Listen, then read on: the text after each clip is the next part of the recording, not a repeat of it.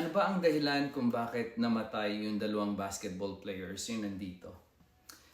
As a physical therapist, as a trainer, I'm a basketball player too. Nag-train tayo ng mga basketball players, yung mga athletes. Number one, yung role mo as a coach and as a trainer. Ang duty natin ay safety, supervision.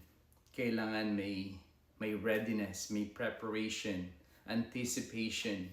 Alam mo na ang basketball players they play basketball. They're not swimmers. At kung yung training mo sa basketball, sa mga basketball players or sa athlete, meron din kaming aquatic therapy. So underwater, meron diyang lifeguard.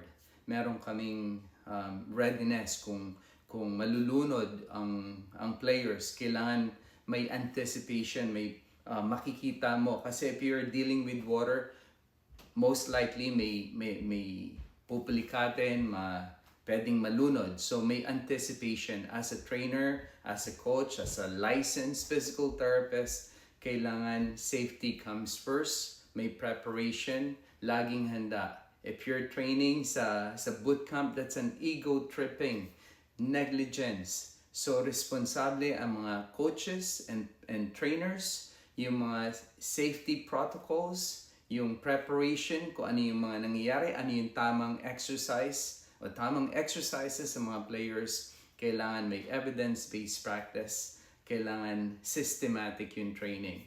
So ang dahilan kung bakit namatay ang mga players sa basketball players, negligence. Kailangan may accountability. Kailangan may Russian word na parusahan pero kailangan may accountability, kailangan may protocols, kailangan may scientific evidence kung bakit natin ginagawa yon. Hindi lang tayo dapat kung bara-bara na lang. Kasi ginawang kultura. That's ego tripping, that's negligent. So, lesson learned.